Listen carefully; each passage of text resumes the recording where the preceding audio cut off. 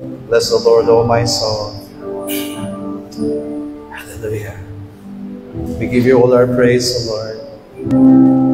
We give you all our soul. Bless the Lord, O my soul. O my soul. And worship His holy name.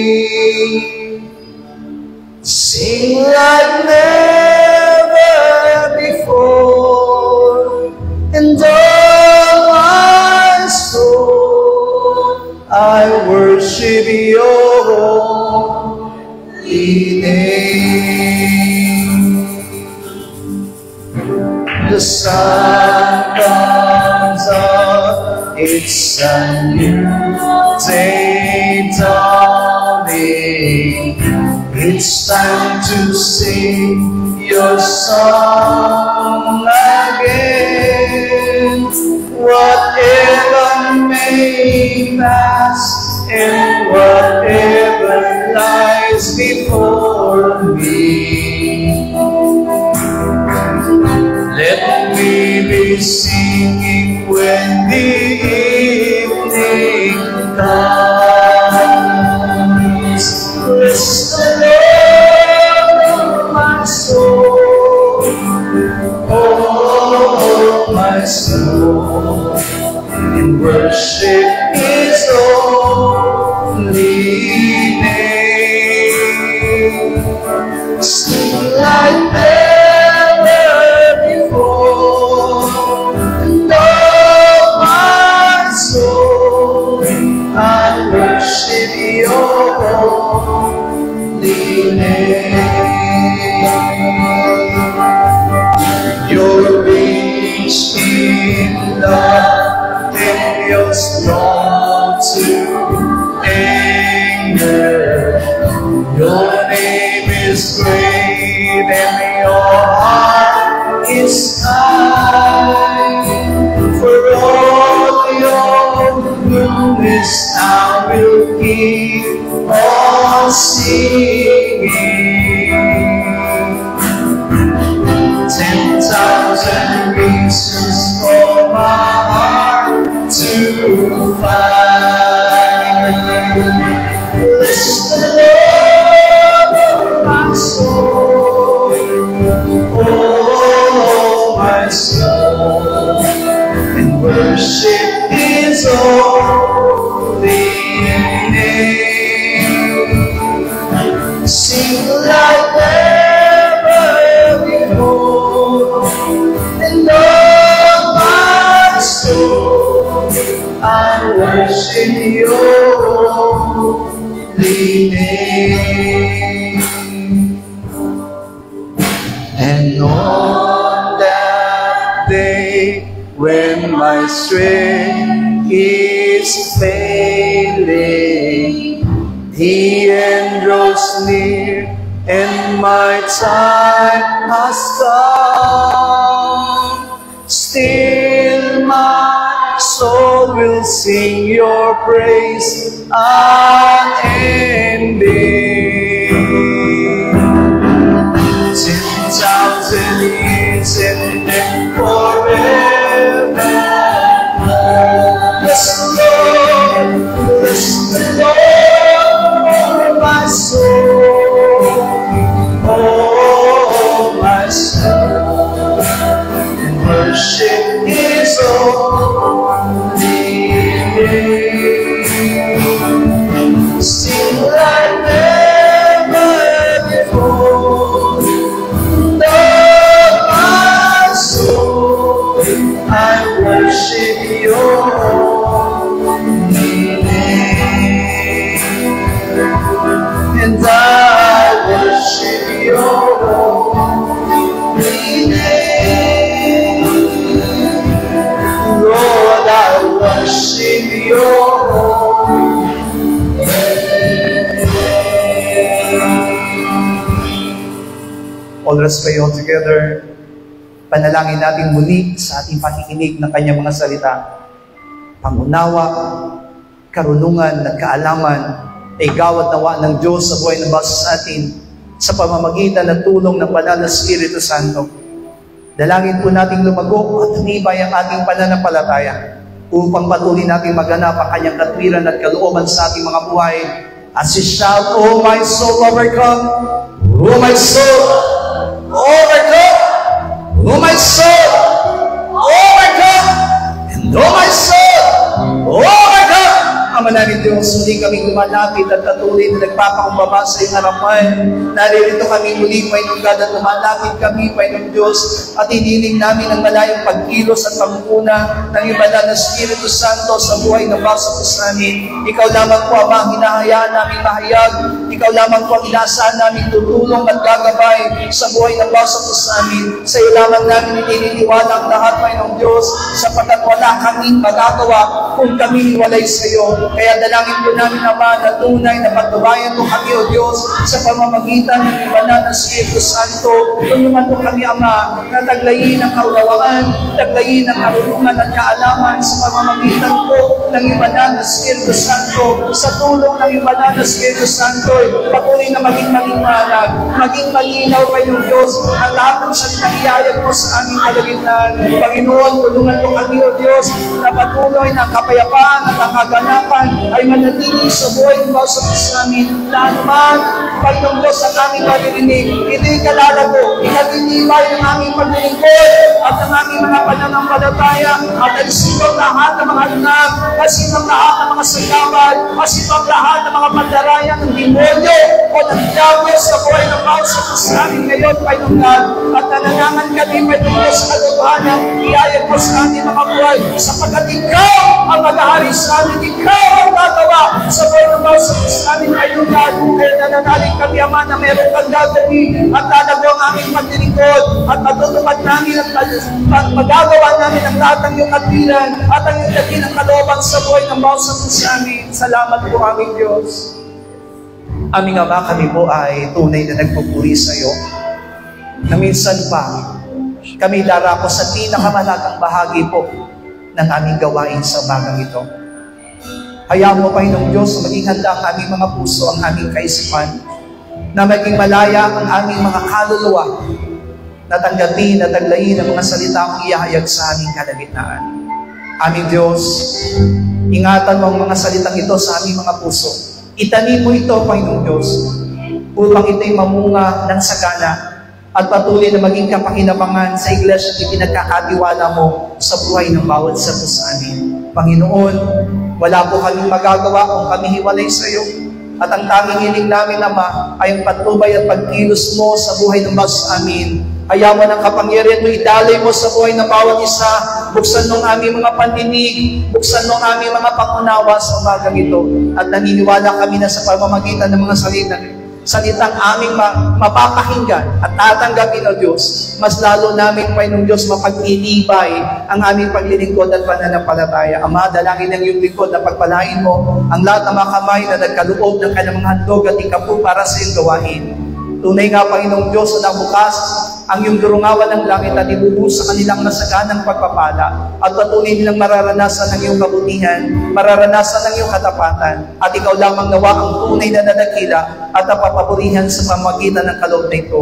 Salamat po, Ama, kaya naman ibinabalik namin sa iyong papurit pagsamba, inangkin namin ang katagumpayan sa pangalan po ng aming Panginoon Jesus. Amen. Palakpakan po natin ang ating Diyos sa buhay. You be all visited. John chapter 7, John chapter 7, verse 37 to 39. Juan, Kabanatang 7, 37 hanggang 39. Juan, Kabanatang 7, 37 hanggang 39. Sabay-sabay po tayo. Nang huling araw nga, na dakilang araw ng kapistahan, si Jesus ay tumayo at sumigaw na nagsasabi, "Kung ang sino mang tao'y naguuhaw, ay pumarito siya sa akin at uminom. Ang sumasampalataya sa akin, gaya ng sinasabi ng kasulatan, ay mula sa loob niya ay aagos ang ilog ng tubig na buhay." Ngunit ito'y sinalita niya tungkol sa Espiritu na tatanggapin ng mga magsisampalataya sa Kanya. sapagkat hindi pa ipinagkakaloob ang Espiritu, sapagkat si Jesus ay hindi pa niluluwalhati.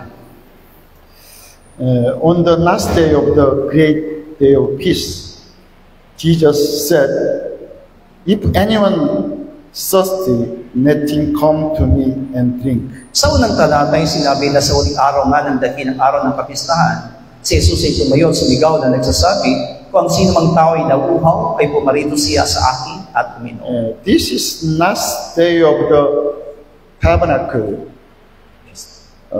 in Jerusalem. Jesus said, "Please come and drink living water."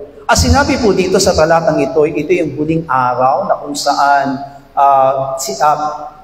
pinagdiriwang po nila yung kapistahan ng Tolda, at sinabi niya kung sino man ay nauuhaw ay pumarito sa akin. Yeah, because they remember of the 40 years stay in the desert life. Sapagkat ito po ay pag-unawa at pag-alala po nila ng 40 taong pananatili nila sa ila. Especially, they want to remember the living water that came from the Christ Jesus. Lalo na po yung tinatawag na pag-alala po nila doon sa buhay na tubig na nagmula doon sa malaking bato.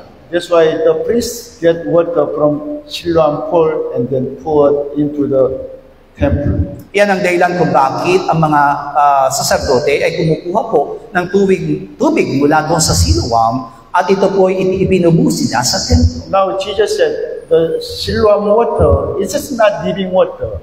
I can give you living water. Pero tinutukoy po ng ating Panginoong Jesus sa kanila na hindi ang tubig mula sa Siloam ang tubig na buhay, kundi siya mismo ang magbibigay nito. He who believes in me, if you really believe in me, from your heart the living water flowing over. Kaya naman sinabi niya na ang sino mang tunay na sasampalataya sa Kanya ay aagos yung ilog ng tubig na buhay. Jesus says about Holy Spirit, but they did not get this Holy Spirit because Jesus did not die on the cross. Pero ang tinutukoy ng ating Panginoong Hesus sa pananalita niyang ito ay ang banal na Espiritu Santo, sapagkat walang siman sa kanila ang tumanggap na ng Espiritu Santo, kapagkat hindi pa po namamatay sa krus ang ating Panginoon. So Eden, Garden of Eden, it was paradise, the God's kingdom. Alam natin na yung halamanan sa Eden ay may tuturing pong paraiso o kaharian ng Diyos. That's why there's tree of life, also living water in the Eden. Kaya naman naroon sa hardin ng Eden yung puno ng buhay at tubig na nagbibigay buhay. Revelation chapter 21, 22, you can understand, during millennium, God again will give to us tree of life and living water. Pagdating doon sa pahayag 21, 22, doon sa tinatawag na araw ng milenyo, ay muling ipagkakaloob ng Diyos sa atin yung puno ng buhay at tubig na nagbibigay buhay. But before we went into the God's kingdom millennium, we have to eat the true bread and living water. Pero bago nga po tayo makarating doon sa tinatawag na panahon ng milenyo, ay kailangan muna po na tayong kumain ng tinapay at minom doon sa tubig na buhay. In the Garden of Eden, there's tree of life. Sa hardin ng Eden ay may tinatawag pong puno ng buhay.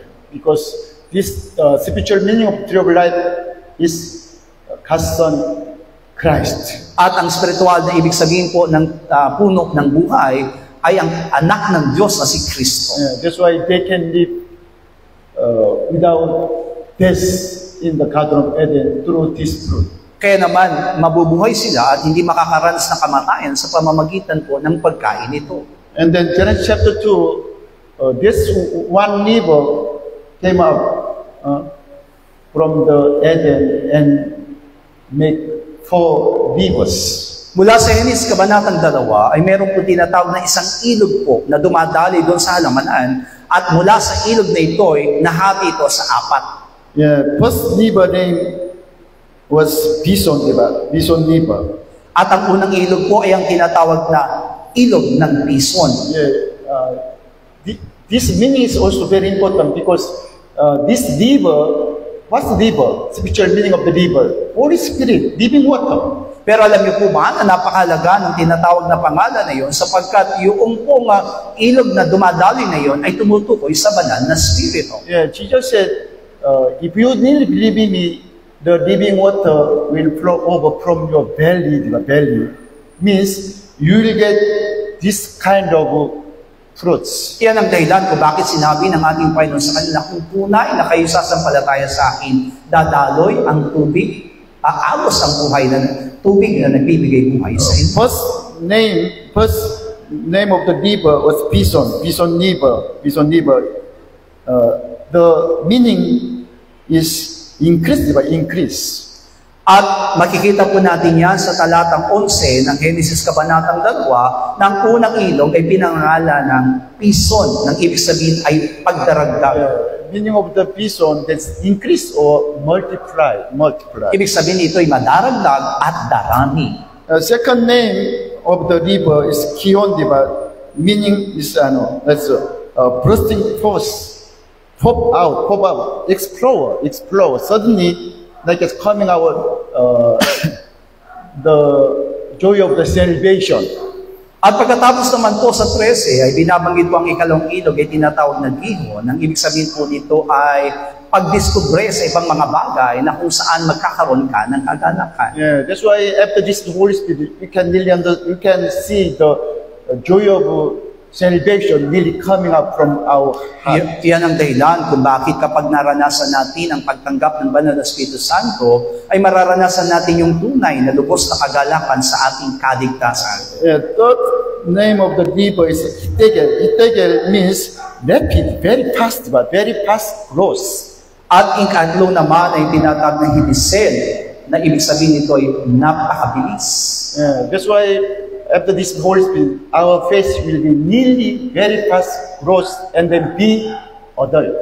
At kapag tayo po ay nakatanggap ng Banal na Espiritu Santo, hindi lamang tayo lalago, kundi tayo po ay patuloy na tatanda. And then last river, Euphrates river. What's the meaning of Euphrates? Fruit, the fruitfulness.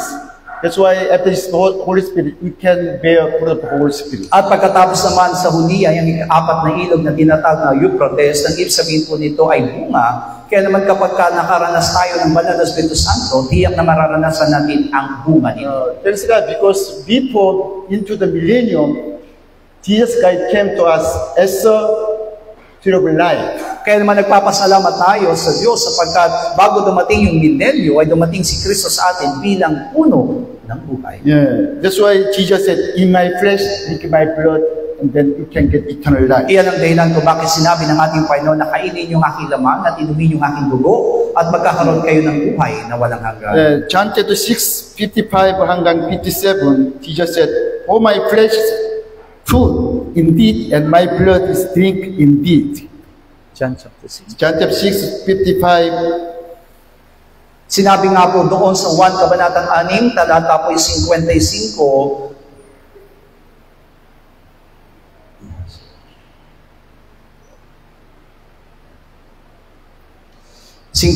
sabi niya, sapagkat ang aking laman ay ang tunay na pagkain at ang aking dugo ay ang tunay na inumin. 56, diba? He who eats my flesh and drink my blood abide in me and I in him. At sa 56, sinabi niya, ang kumakain ng aking laman at umiinom ng aking dugo ay nananahan sa akin at ako sa kanya. Which means the tree of life nearly living abide in us through Jesus Christ. Ibig sabihin, yung puno ng buhay na yon ay mananatili sa atin sa pamagitan ni Kristo. 57, as the living Father sent me and I live because of my Father, and the he who feeds on me will live because of me. 57, kung paano sinugo ako ng amang buhay, ako'y nabubuhay dahil sa Ama, gayon din naman ang kumakain sa akin, siya na may mabubuhay dahil sa akin.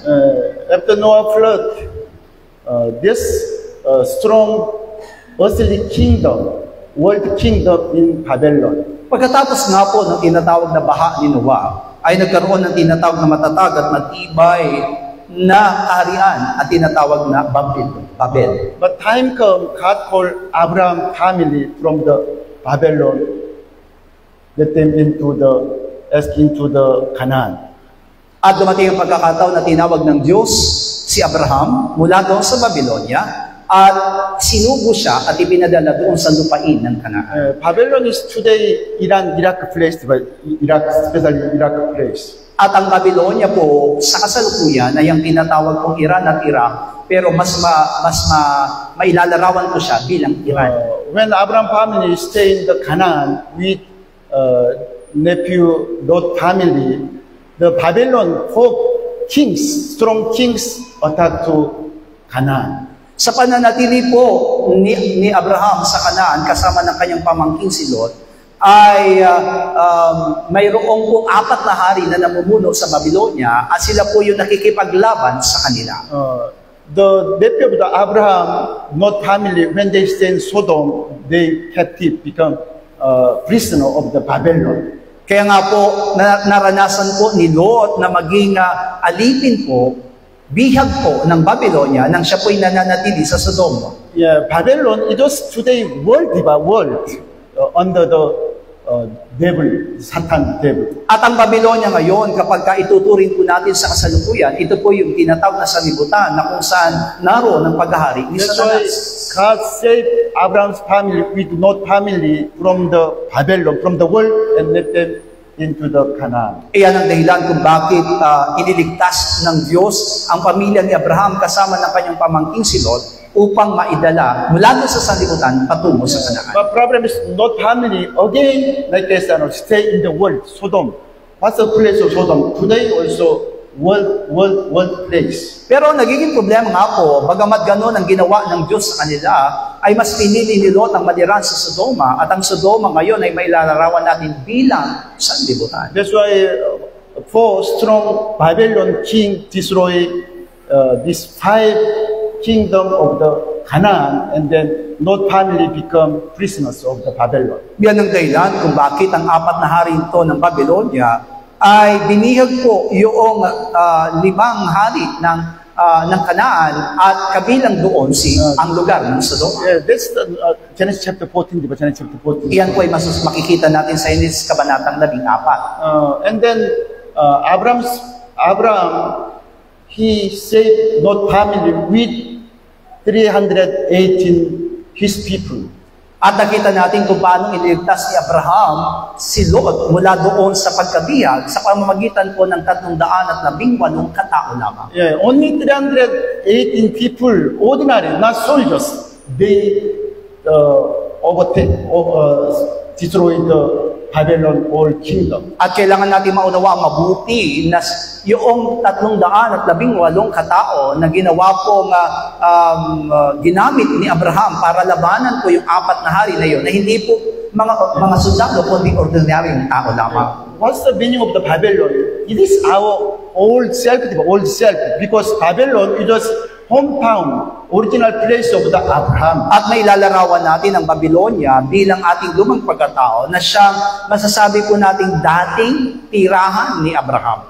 Spiritually, why Babylon want to destroy Canaan? Because they want to kill Abraham's family with Lot. Pero sa espiritual, makita natin na bakit nga po ba hinahangad ng Babylonia na sirain po ang Kanaan sapagkat ang hangarin po nila ay patayin si Abraham at ang kanyang pamilya. Lot family again stay in the world. That's why they be captive by the Babylon. Pero dahil nga po, sila po'y naninirahan doon sina Lot sa sanlibutan, kaya man patuloy po silang nabibihag ng Babylonia. But thanks God, because Abraham's family, they was with God. That's why they did not be captive. At salamat sa Diyos sapagkat kakaiba si Abraham at ang kanyang pamilya sapagkat ito'y nanatiling naglilingkod sa Diyos. Kaya naman din sila nasama doon sa pagkabihag. And then only with 300 his people destroy very strong for kingdom of the Babylon. Pero sa pamagitan nga po ng 318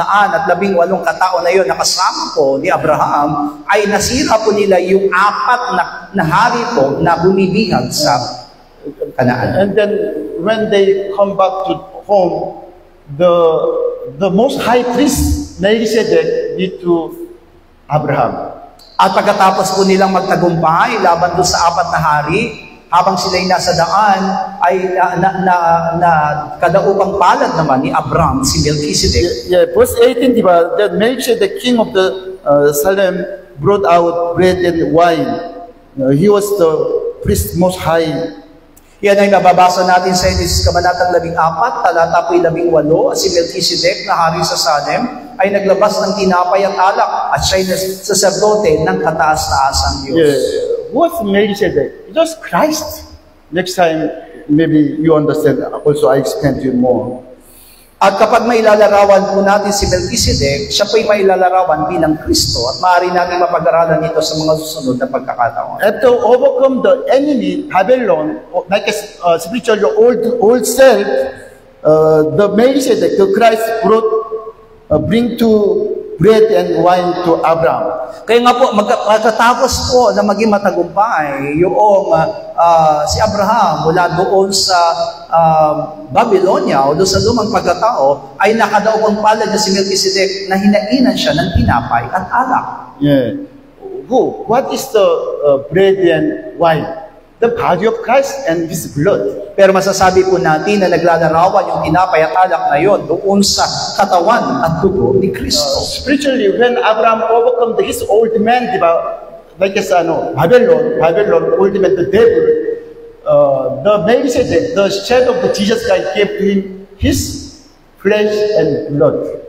Kaya nga masasabi natin na ang kahulugan ng bagay nito na nangyari kay Abraham ay ang pagtatagumpay niya doon sa Babylonia ay katagumpayan doon sa kanyang lumang pagkatao na matapos na mangyari ito ay nakadaupang palad niya po si Melchizedek na siyang naglalarawan po na anino ni Kristo at ibinigay ni Kristo sa kanya yung kanyang katawan at kanyang dugo. That's why Genesis chapter 14 verse 20, blessed be God most high, and who has delivered your enemies into your hand, and then He gave to him tithes of all.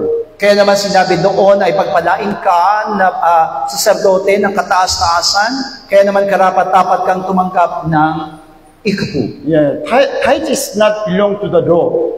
It starts from Abraham. Kaya nga po masasabi natin ang pag-iikapu ay wala sa ilalim ng kautusan.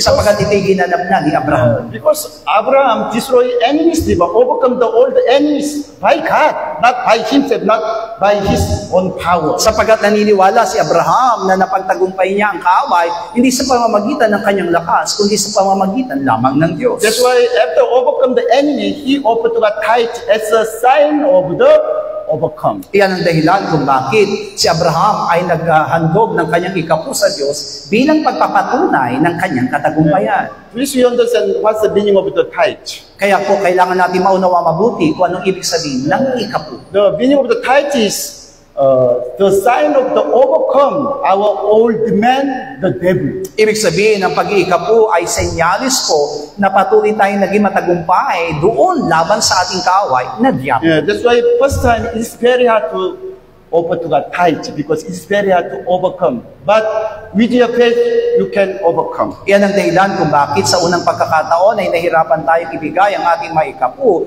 Pero kapag tayo po ay naging matagumpay laban sa ating lumang pagkatao, mas maunawaan natin mabuti ang ibig sabihin ng pag-iikapu. 1 Corinthians chapter 11, 23 hanggang 26. The Apostle Pablo say about the Holy Communion. Sa unang Korinto, Kabanatang 11, talata po'y 21 hanggang 23, ay tumutukoy po doon sa komunyon. Yeah. Especially 24, diba? At night, Jesus said to disciples, "Take, eat this my body, which is broken for you, and do this in remembrance of me." Kaya naman sinabi ng Panginoon ang gabing iyon, matapos maghapunan, ay sinabi ng ating Panginoon, tanggapin niyo ito bilang aking katawan at bilang pag-aalala sa akin. Verse 25, "This cup is the new covenant in my blood, and do this. This do as often as you drink it, remembrance of me." Sa 25 naman, ang sarang ito ay ang bagong tipan ng aking dugo. Gawin niyo ito tuwing kayo'y magsisinom sa pag-alala sa akin. Which means, when you overcome your old man, the enemy, the devil, please come in my flesh, drink my blood. Ibig sabihin, kapag napagtagumpayan natin ang ating mga lumang pagkatao, ay kailangan tayong lumapit sa Kanya upang kainin ang Kanyang laman at inumin ang Kanyang tubig. It is meaning of the whole communion, like as Abraham after destroyed the Babylon king, the old man. Kaya nga po nagiging maliwanag sa atin ngayon kung anong ibig sabihin ng tinatawag na komunyon, iti naglalarawan na kung saan si Abraham ay naging matagumpay laban sa kanyang mga kaaway. Verse 26, 11:26.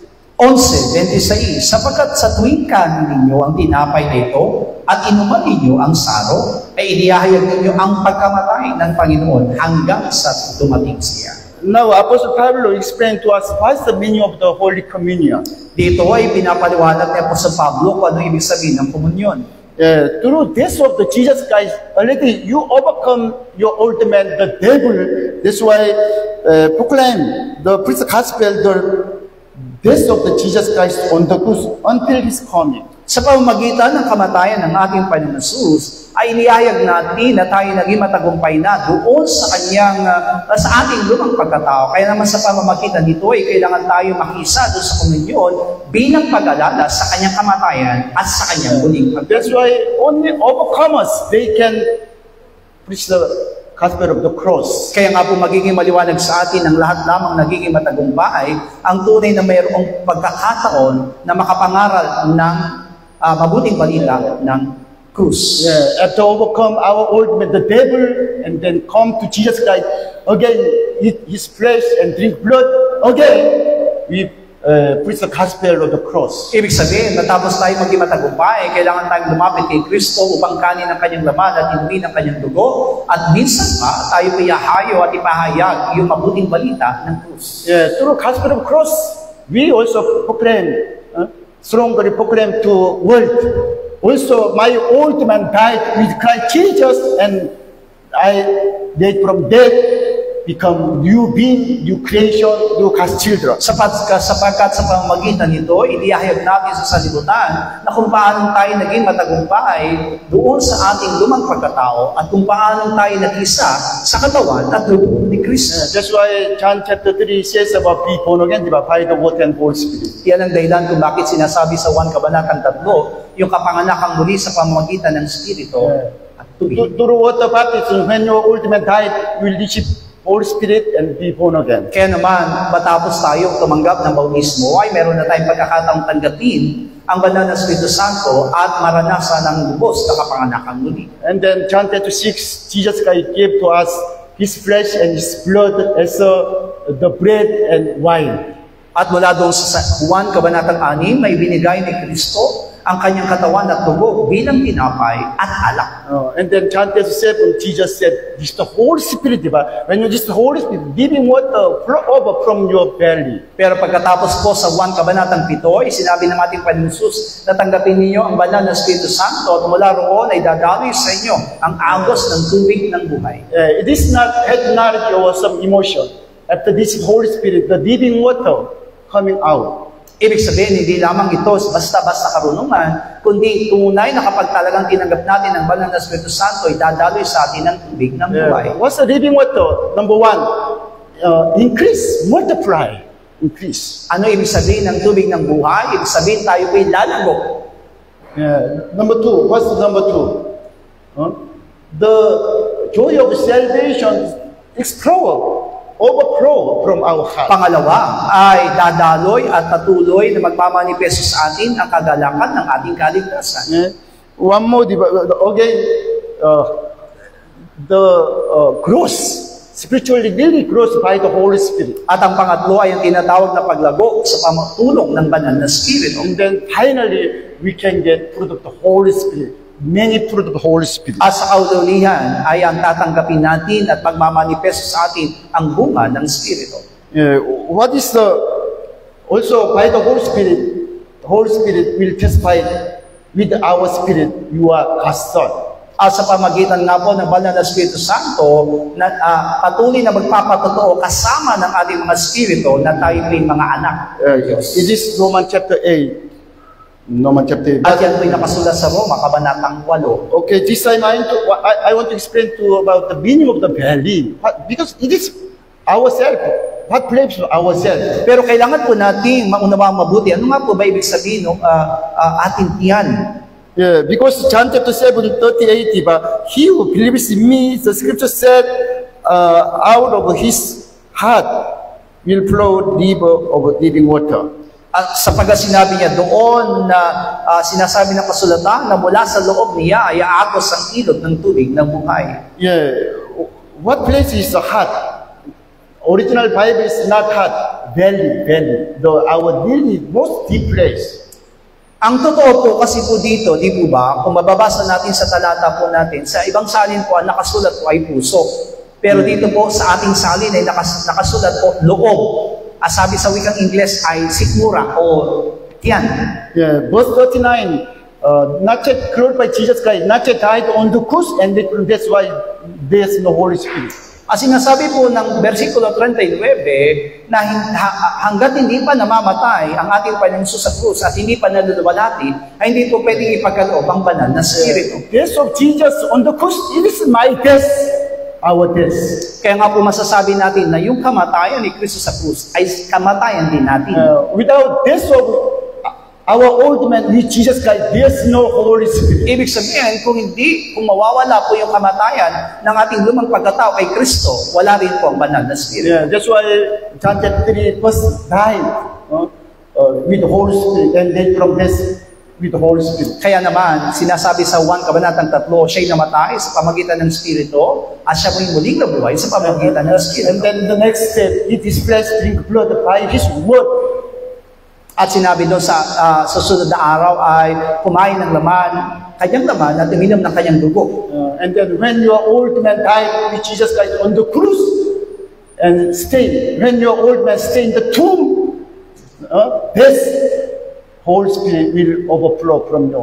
Kaya naman kung ang ating lumang pagkatao ay kasamang mamamatay ni Kristo doon sa krus, ibig sabihin dahil hindi lamang dadaloy sa atin ang banal na Espiritu Santo, tayo po'y mananatili sa katotohanan. Yeah, Matthew chapter 12, 39-40. Mateo 12, sabay-sabay. 39 hanggang 40. Datapot siya'y sumagot at sinabi sa kanila, isang lahing masama at napangalunya ay umahanap ng isang tanda, at hindi siya bibigyan ng anumang tanda, kundi ang tanda ng propeta Jonas. Sapagkat kung paano si Jonas ay napasatian ng isang balyena ng 3 araw at 3 gabi, ay hindi mapapasailalim ng lupa ng 3 araw at 3 gabi ang anak ng tao. Yeah, people ask Jesus, please show to us signs and wonders.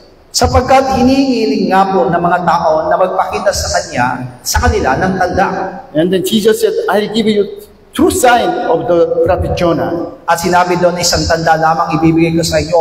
Iyon ay ang tanda ni Propeta Jonas. Jonah was 3 days and 3 nights in the belly of the great fish, saying, the Son of Man is 3 days, 3 nights is the heart of us. Kung paano si Jonas ay nanatili po ng 3 araw, 3 gabi sa tiyan ng isang balyena, gayon din mapapasailalim ng lupa ang 3 araw, 3 gabi ang anak ng tao. Now, Jesus said about his death and buried in the tomb 3 days, 3 nights. At ang tinutukoy dito ng ating Panginoon ay ang kanyang kamatayan, na kung saan ililalarawan niya yung 3 araw, 3 gabi na pananatili ni Jonas doon sa tiyan ng balyena. Here, the belly of the great fish, the belly is saying the place of the Holy Spirit coming out. Kaya nga po masasabi natin na yung tiyan ng isang balyena na yon ay lumalarawan na sabi doon na lalabas mula sa ating kaloob-looban yung banal na Spirit. Yeah, it means without your old man died with Christ Jesus on the cross, there's no flow of the Holy Spirit. Kaya nga po kung hindi mamamatay yung ating lumang pagkatao kasama ni Kristo, ay hindi po dadaloy sa atin ang banal na Spirit.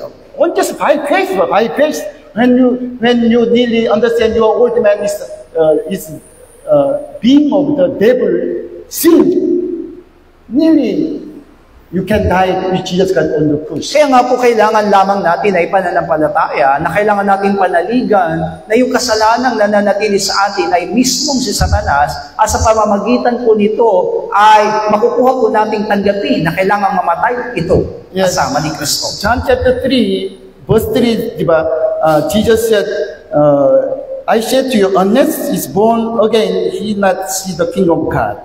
Mula sa 1, kabanatang 3, talatang 3, sumagot si Jesus sa kanya'y sinabi, katotohanan sinabi ko sa iyo, maliban ang tao ipanganak na muli, ay hindi siya makakakita. Verse 5, diba? I said to you, unless the born of water and spirit, he cannot into the kingdom of God. Sa 5, sumagot siya, katotohanan sinasabi ko sa inyo, maliban ang tao ipanganak ng tubig at ng spirito, hindi siya makakapasok sa kaharian ng Diyos. According to verse 4, Nicodemus, he did not understand about this means. Ipinapaliwanag ng talatang 4 na kung saan si Nicodemo ay hindi nakakaunawa tungkol sa ibig sabihin nito. Yeah, that's why how can a man be born when he's old? Paano nga pang may papanganak ang tao kung siya'y matanda na?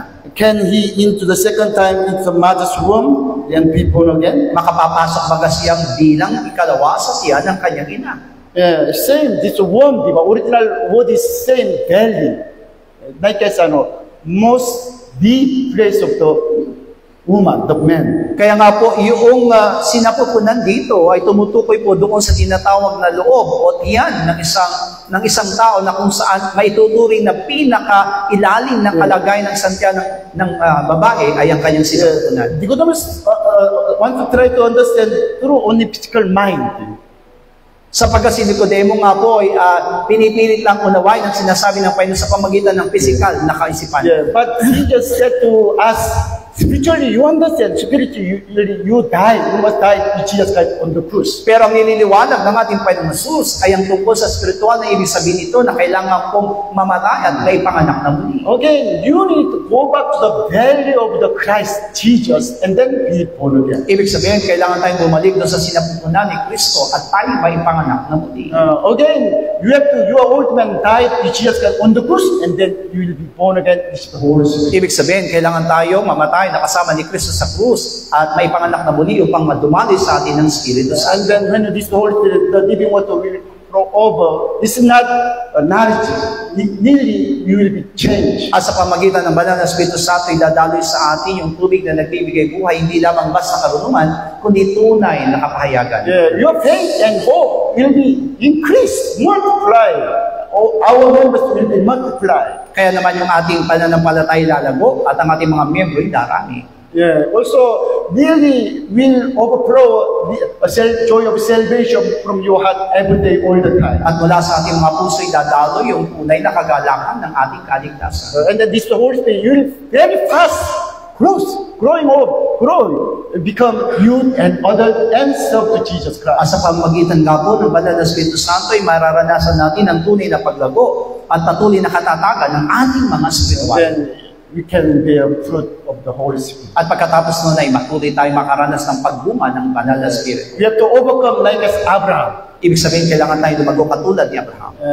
We have to nearly overcome by the Holy Spirit our this physical body. At kailangan po natin mapagtagumpayan yung kasalanan nasa ating pong mga physical We na have to katawan. overcome the evil one, the devil, the sin. At kailangan din natin mapagtagumpayan ang masama, ang diabo, ang kasalanan. Yeah, let's shout 3 times, oh my soul, overcome this all against prayer. Oh, my soul, overcome, at tayo po'y mananalangin. Oh my soul, overcome. Oh my soul, overcome.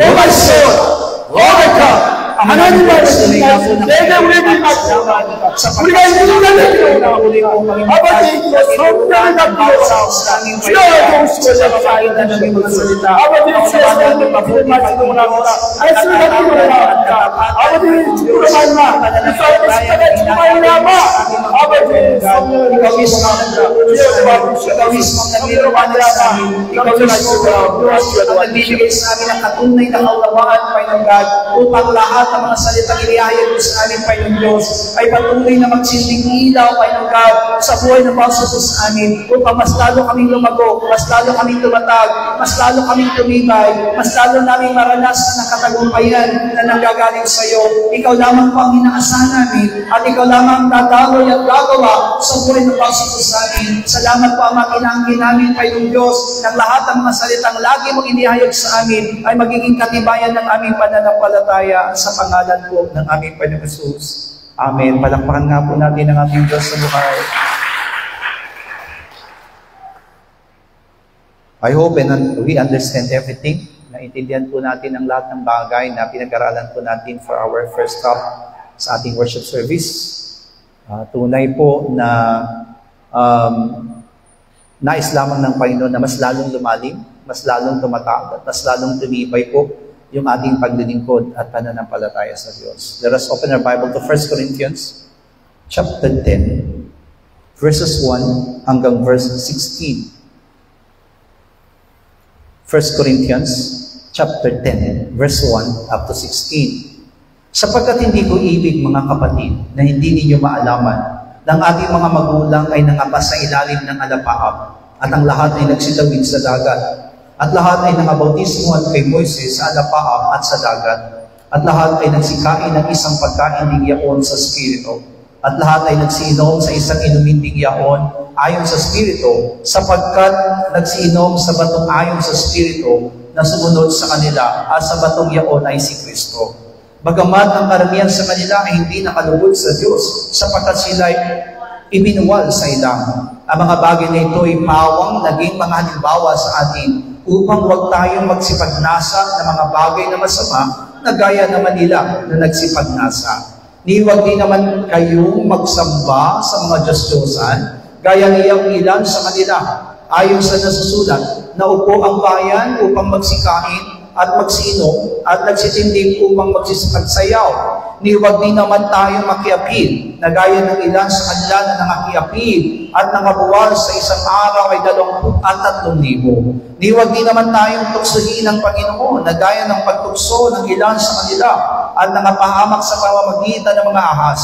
Huwag din naman kayo mga gulong-gulungan, na gaya ng ilan sa kanila na nangagulungan at nangapahamak sa pamamagitan ng mga mangwawasak. Ang mga bagay na ito ay nangyari sa kanila na pinakahalimbawa at pawang nakasulat sa pagpapaalala sa atin na ang dinatnan ng katapusan ng mga panahon. Kaya ang may akalang siya'y nakatayo, mag-ingat na makakabuwal. Hindi dumating sa inyo anumang tukso, kundi yaong matitiis ang tao sa pagtatapwan tapat ng Diyos, na hindi niya itutulot na kayo'y tuksohin ng higit sa inyong makakaya, kundi kadakit din ng tukso ay gagawin naman ng paraan ng pag-ilap upang ito'y iyong matiis. Kaya mga minamahal ko, magsitakas kayo sa pagsamba sa Diyos-Diyosan. Ako'y nagsasalitang tulad sa marurunong. Hatulan ninyo ang sinasabi ko, ang saro ng pagpapala ng ating pinagpapala, hindi bagas siyang nagkikipag-isa ng dugo ni Kristo, at ang tinapay na aking pinagpuputol-putol, hindi bagas siyang pakikipag-isa ng katawan ni Kristo. Amen. Idolatry, spiritual suicide. I think every one of us knows about idolatry and understands about idolatry. The text that we have read from 1 Corinthians chapter 10, verse 1 up to 16 speaks about the Israelites people when they exiled from Egypt. Lumabas mula sila sa Ehipto. And after po silang nakalabas sa Ehipto, they have to pass on the Red Sea. Kung titingnan po natin, it's just a story. Kumbaga, masasabi po natin, sa ating pisikal na kaisipan, isang kasaysayan, isang storya lamang ang nangyari po sa mga salita. Na parang isang pelikula na matapos po silang palayain ng Diyos mula sa Ehipto at ilabas mula sa Ehipto, ay sinundan sila ng kaaway. Sinundan sila ng mga taga-Egypt, ng Pharaoh, ng Parao, upang sila'y pabalikin, upang sila'y patayin doon sa ilang. Pero hindi natin alam yung tinatawag na kalooban ng Diyos. Pero kung titingnan po natin, mga minamahal ko, right after they believe in the Lord, amin po, masasabi natin they believe in the Lord. Bakit? Sapagkat sila'y sumunod doon sa utos na sinabi ng Diyos kay Moises, they have to kill a lamb. At lahat po ng dugo na kanila makukuha ay kailangang ilagay sa doorpost. Amin po ba? And through that salvation, sa pamamagitan po ng kaligtasan iyon, ay inilabas sila ng Panginoon. Amin po ba? Hindi po sila lumabas doon sa Egypt out of their own knowledge and out of their own strength. Sila po'y nailabas doon sa pamamagitan ng dugo ng kordero. So ito'y mailalarawan natin ang bawat sa atin na hindi po nailigtas sa pamamagitan po ng ating sariling pananampalataya. Last Friday, again, the Lord have spoken about yung tinatawag na self-faith, yung pananampalataya, personal faith, at yung tinatawag na pananampalataya ni Kristo. Amen po ba? Kung titingnan po natin, pinaliwanag din po sa atin nung last Friday about we can believe in the Lord through our personal faith. Amen po ba? Kaya lang ang pagkakaiba po ng personal na pananampalataya, doon sa pananampalataya ni Kristo, movable yung tinatawag na personal na pananampalataya. Pag sinabing personal na pananampalataya, maybe we really believe in the Lord, pero hindi po galing kay Kristo at galing sa tinatawag na salita ng Diyos, galing sa katotohanan, kaya nga madali po itong matinag, madaling mawala. Hindi po ito nananatili sa buhay ng bawat sa atin. Kaya sinabi ng Friday, kapag maganda yung kalalagayan, maganda ang kalalagayan ng pananampalataya. Pero kapag may nararanasang pagsubok, naapektuhan ng pananampalataya. Pero tingnan po natin yung pananampalataya ni Kristo through thick and thin. For better, for worse. Kahit na dumating sa tinatawag na kamatayan, Jesus Christ never changed His faith towards God the Father. Kaya yun yung kinakailangan natin, di ba? Pananampalataya ni Kristo. Hallelujah! Maaring nanampalataya tayo before with our personal faith. Pero ngayon, ipinapaunawa sa atin ng Diyos. Katulad po nung salita ng Panginoon na pinapag-aralan po natin ngayon. These people of Israelites, these Israelites people, amin po ba, na nung sinabi ni Moises sa kanila, you have to kill a lamb. Alam niyo po, lahat sila sumunod. At inilagay nga po nila yung dugo sa hamba ng kanilang mga pintuan. At yung pong mamumuksa na anghel, nung sila po dinaraanan nito, kapag nakita po yung dugo doon sa pintuan, hindi po sila mapapahamak. And that's it. They were saved.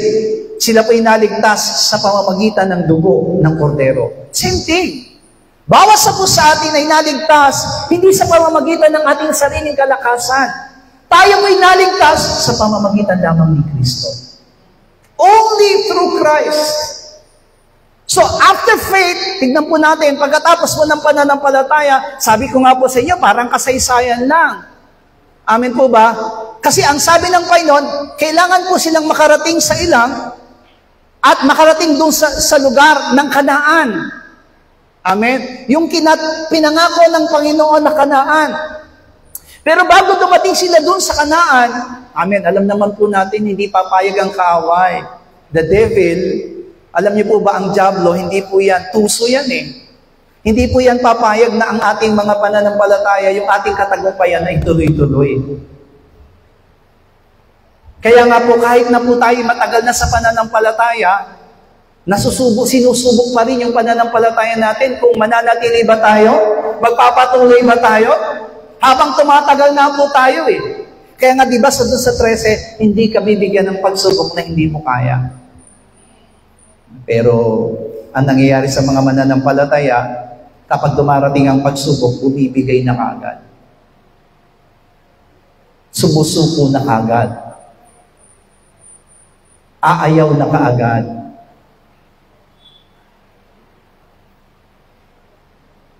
This week, pumunta po ako sa Aurora para po magkaroon ng funeral service, worship service doon sa funeral ng ating kapatiran. And it was 2 days. Amin po ba? 2 araw po. Wednesday night and then Thursday morning. So, magkasama po kami ni Pastora J sa gawain ng Panginoon. But we are not expecting something. Alam niyo po, masaya kami ni Pastora Jing, magkakasama kami. Kasama ko si Brother Gerald, Pastora Loida, and Pastora Jing. Magkakasama po kami sa gawain ng Panginoon. Wednesday, kasi magkakasama rin po kami natulog sa isang bahay ni Brother Gerald ng Wednesday night. So, okay lang kami, masaya kami, kumain, naghapunan, nagtanghalian, nag-almusal, nang sama-sama. Okay naman kami, wala naman kaming nararanasang problema. But right after the funeral, pagkatapos po ng libing, ito na po, nagsulputan na po yung problema. Problema sa mga miyembro, Amen. Ang sabi ng isang membro, hindi na ako attend dyan. Lilipat na ako ng church. Hindi na ako maglilinis. Amen. So, maraming problema. Napakasimple lang yon dahil lang yun sa upuan. So, kinausap ko si Pastora Jing, nag-usap kami ni Pastora Jing, and nung nag-usap kami ni Pastora Jing, walang problema kasi nakangiti pa siya sa akin. Habang sinasabihan ko sa kanya, kasi nga po, alam niyo naman, di ba, may nararamdamang physical si Pastora Jing. That's why when I talk to her, napakakalma ko lang para hindi po siya masyado niyang dibdibin yung kanyang problema, yung suliranin na nararanasan sa kanyang iglesyang hinahawakan. And then, okay naman, pagkatapos namin mag-usap, pero hindi ko alam, that night, she's really crying.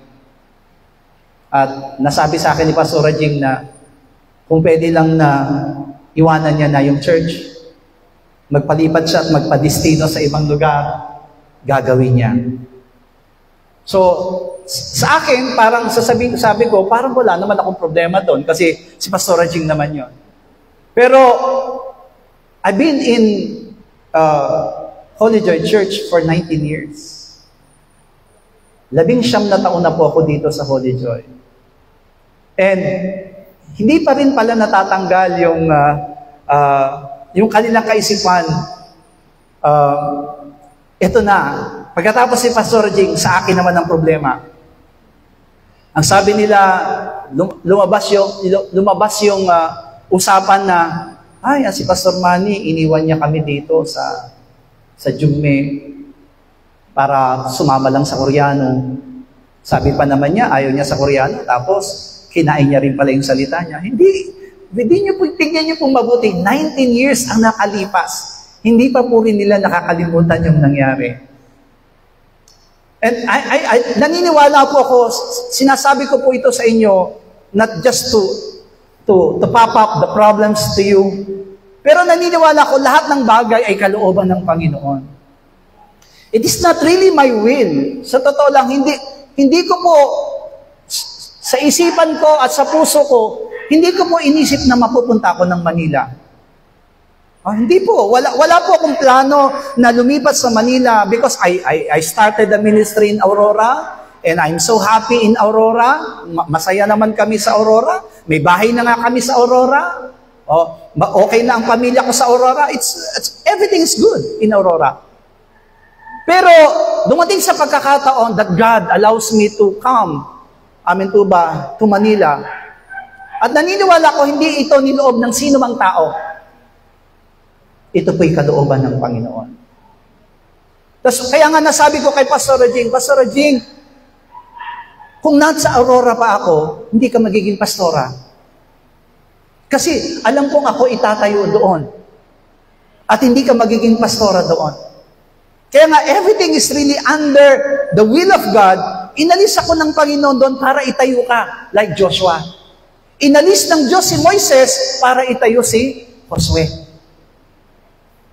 Pero yun, siyempre, di mo ba, kahit na mga mananampalataya na, taglay pa rin natin yung tinatawag na physical mind. Hindi natin naiintindihan yung tinatawag na kalooban ng Diyos. Hindi natin naiintindihan kung ano yung inahangad ng Panginoon sa buhay ng bawat isa po sa atin. Kaya sabi ko, Lord, meron pa rin parang problema. Kaya habang nagbabiyahe po kami ng sister wife ko pa uwi, iniisip ko yun. Sabi ko, meron pa palang issue tungkol doon sa pag-alis ko sa Jumme. Hanggang ngayon, matagal na ang panahon, pero hindi pa rin nila nakakalimutan iyon. Kaya nga nasabi ko kung may sakit man ako ng loob sa kanila, hindi na ako babalik-balik pa doon. Kaya nangyari ang lahat ng bagay, it is all about the will of God. Naniniwala ko, ito ay kalooban ng Diyos. Kaya sabi doon, hindi ka bibigyan ng pagsubok na hindi mo makakayanan. Alam niyo po, magkakadugtong ang makakadugtong yung mga pinapag-aralan po natin kung bakit nangyayari yon. That's why right after, di ba, yung mga Israelita, they have problems. May problema sila. Kala ko ba iniligtas kami ng Panginoon? Pero bakit meron tayong kaaway? Amen? Kaya sabi ng mga Israelita, dinala mo ba kami dito para patayin? Nasa harap natin, dagat. Sa likuran natin, mga sugo ni Parao. Sa gilid natin, mga bundok. Saan tayo pupunta? Dito na tayo mamamatay. Pero alam niyo po, hindi lang basta istorya, because they have to be baptized. Katulad din yan ng isang mananampalataya, hindi ka lamang dapat manampalataya. You have to pass on to baptism. Kaya nga po, di ba ang isang mananampalataya, kailangan talagang mabautismuhan. And the same thing, nabautismuhan po sila. Hallelujah. At ang sabi dito, sila'y nagsikain sa pagkain din ng ayon sa Espiritu, according to verse 3, at lahat ay nagsiinom ng isang inumin ding ayon sa Espiritu. Everything is about Spirit. Yung nangyari po sa mga salita, everything is about Spirit. Pero the problem is, amen, they have believed in the Lord. Amen po ba? Again, kung titignan po natin, nabautismuhan naman po sila. Kaya doon pumapasok sa aking isipan, okay, really timely yung pinag-aaralan natin sa church na about old self. Kasi bakit? Kasi ang alam ng mga mananampalataya, when they being born again, nung sila po'y naisilang na muli, ipinanganak na muli, born again na nga po sila, wala nang kanilang lumang pagkatao. Kaya I think we are really totally different with other church. Kasi sa ibang iglesia, naniniwala sila, ngayong born again na sila, wala na silang old self. Kaya nga, pinangahawakan nila yung 2 Corinthians chapter 5, verse 17, that anyone who is in Christ, they are new creation. Everything has passed, and everything is new. Amen? Pero ito tayo ngayon, Philippine Holy Joy Church members, pastors, we're talking about old self. Kaya siguro yung ibang mga mananampalataya, yung ibang mga miyembro, lagi na lang naririnig yung old self. Pero alam niyo po ba, kung maintindihan po natin yung pinapag-aralan natin sa umagang ito, the Israelite peoples, after they believe, amin po ba, paano natin makikitang sila nananampalataya? They have posted the blood. Amin po ba? Right after that one, they were being baptized. And they eat spiritual food. They drink spiritual food. So, ibig sabihin, it's almost like the church. Amen. Naintindihan po ba natin? Parang iglesia. Pero what happened? Anong problema? Sa kalagitnaan po ng mga bagay na ginawa nila, they formed a golden calf, which is idol. Tandaan po ninyo, wala na sila sa loob ng Egypt. Nasa labas na po sila bilang mga mananampalataya, pero kahit na po ganun ang nangyari, ang isip at puso nila nasa Egypt. Kaya nga, they made idols. Amen po ba? Nakagawa pa rin sila ng kasalanan ng pakikiapid. Amen po ba? And they really try to fight against God. Ang Diyos ang kanilang pinaglilingkuran, ang Diyos ang nagligtas sa kanila. But then, ang sabi po dito sa verse 9, nihiwag din naman natin tuksohin ang Panginoon na gaya ng pagtukso nila sa ilang. Kaya ngayon, naniniwala po ba kayo na talagang may old self? Even though we are already Christians, there is really old self? Meron, di ba? We need to really overcome. Kailangan talaga natin ma-overcome. Kaya sabi po, di ba, 2 beses na sinabi ng Panginoon, in verse 6 and verse 11. Basahin nga po natin muna ang verse 6, sabay-sabay. Ang mga bagay na ito nga'y pawang naging mga halimbawa sa atin, upang huwag tayong magsipagnasa ng mga bagay na masama, gaya naman nila na nasipagnasa. 11. Ang mga bagay na ito'y nangyari sa kanila na pinakahalimbawa at pawang na masula sa pagpapaalala sa atin ng mga dinatnan ng katapusan ng mga panahon. Lahat ng nangyari sa Israelita, 2 beses sinabi sa atin ng salita ng Diyos in 1 Corinthians chapter 10, lahat iyon ay halimbawa Para daw kanino? Yung nangyari sa Israelita, para daw kanino? Para sa atin.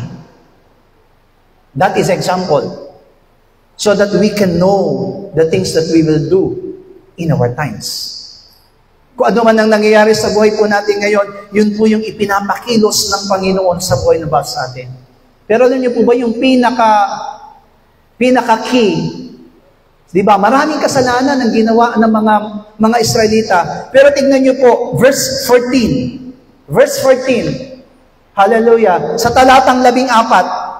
Sabi niya dito, kaya nga, mga minamahal ko, bilang konklusyon ni Apostol Pablo, magsitakas kayo sa pagsamba sa Diyos-Diyosan. Idolatry.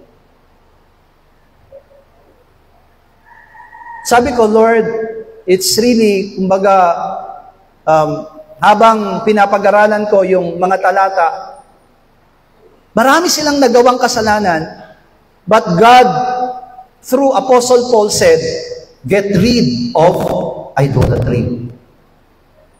Bakit gano'n na lamang? Sabi po kasi, idolatry is usually defined as worship of uncalled image, called, amen po ba? Or idea, or object, or opposed to the worship of a monotheistic God.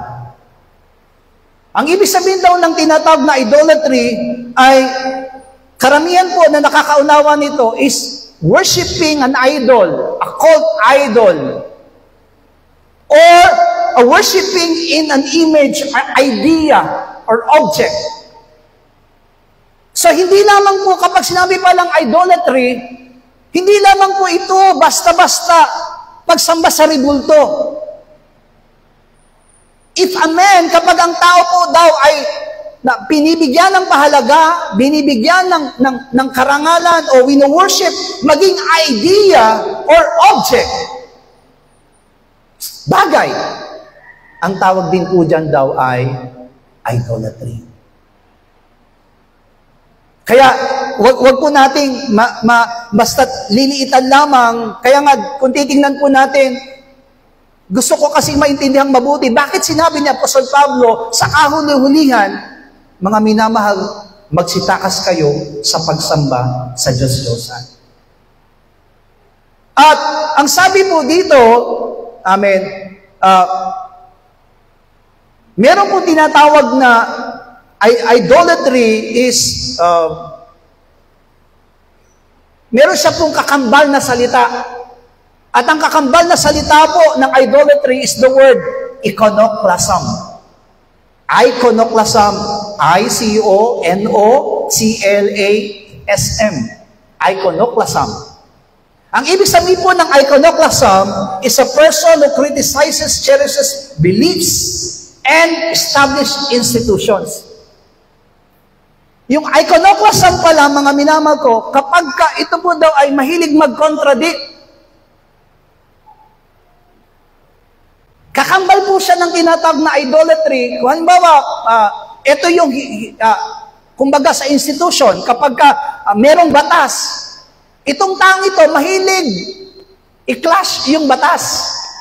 Mahilig labanan yung batas. Iyon po yung tinatawag na iconoclasm.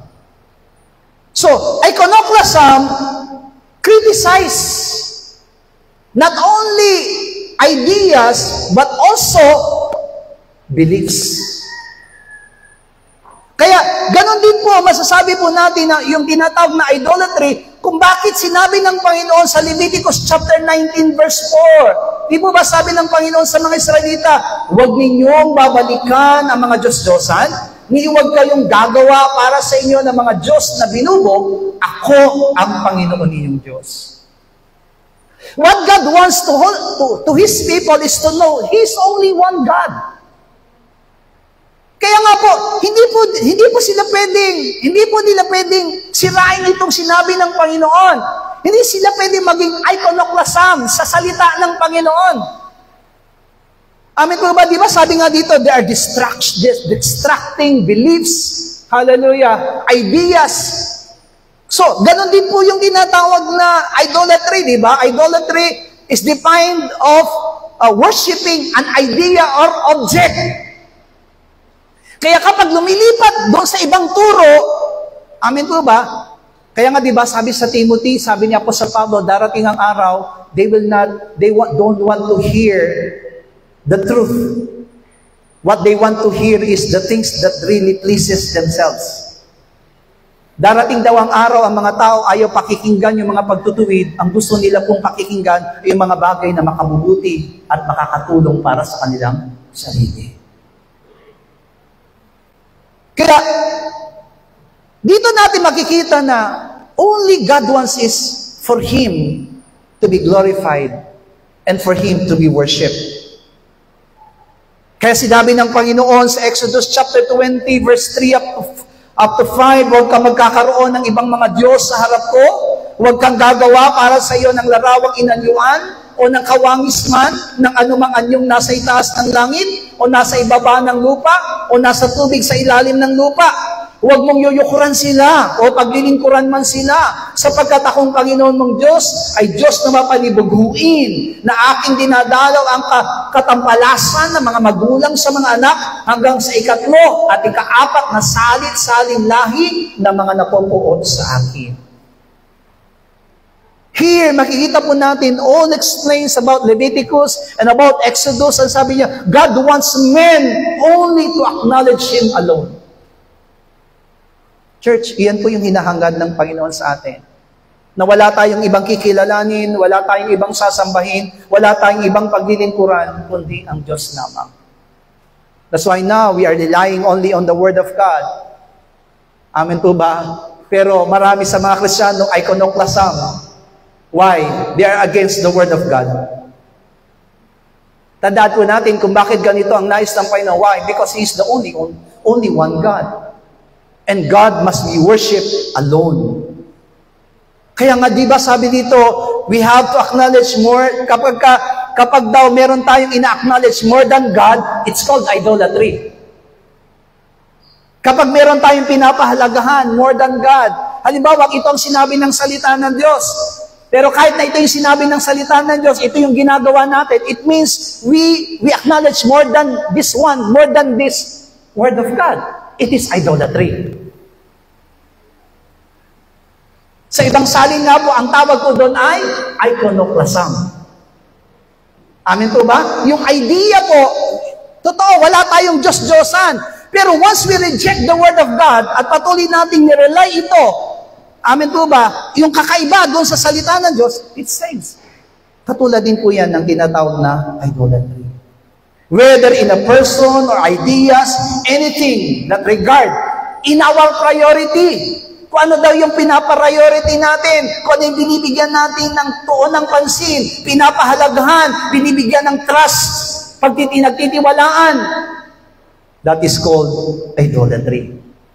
Kaya ang tanong ngayon, bakit dumarating ang idolatry sa atin? Mananampalataya na tayo sa pastor, di ba? Mananampalataya na tayo. Tingnan po natin yung mga salita. Ang mga salita, nanampalataya, nabautismuhan, nakakain ng spiritual na pagkain, but then, they worship idol. They became idolaters. Sabi nga po doon, it is a spiritual suicide. Kapag meron tayong idol sa buhay po natin, spiritual suicide, papatayin natin yung ating mga spiritual. Alam niyo kung bakit nangyayari yan? 1 Samuel 15:23. For rebellion is a sin of witchcraft, and stubbornness is as iniquity and idolatry, because you have rejected the word of the Lord. Ang dahilan daw kung bakit ang isang tao po ay umahantong sa pagiging witchcraft, sa pagiging matigas ang ulo, at sa pagiging idolaters, o pagsamba sa Diyos-Diyosan. Bakit? They have rejected the word of God. Yun yung pinaka-umpisa. Kapag tayong mga mananampalataya, inumpisahan na po natin i-reject, suwayin, itakwil ang salita ng Diyos sa ating mga buhay, then, amen, mag-umpisa na po yung idolatry. Why? Because we try to find our own righteousness. Amen. Kaya nung last Friday, naniniwala ako kung bakit nasabi yun na, lagi nyo naririnig, old self. Lagi nyo naririnig tungkol sa overcoming old self. Kaya yung iba siguro, natutulig na, ayoko na marinig yan. Pero sabi ko nga po sa inyo, same with the Israelites people. They are believers, they are being baptized, but they still have the old self. Pero salamat sa Panginoon. Bakit? Kasi dati hindi natin alam yan. What we believe is we are born-again Christian. What we believe is we are a new creation of the Lord. Amen po ba? Pero hindi ba natin napagtatakan kundi believers na tayo pero humahantong pa rin tayo sa kasalanan, nakakagawa pa rin tayo ng kasalanan, nakakatalikod pa rin tayo sa paglilingkod natin, naiiwan pa rin natin ang pananampalataya natin because of our old self.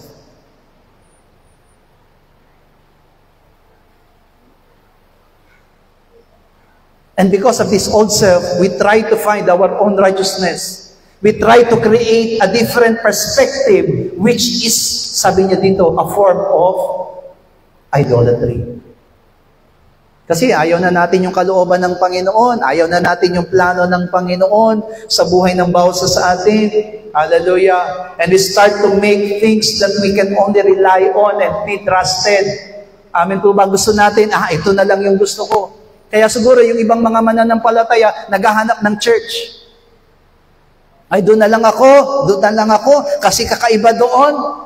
Amen, mas masarap doon. Hallelujah, katulad po na nangyari sa church natin sa Dubai, di po ba?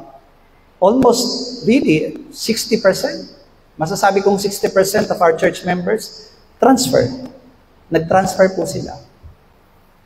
At ngayon, nag-transfer sila doon sa isang iglesia na panay prosperity ang pinapangaral, kaya tuwan-tuwa sila.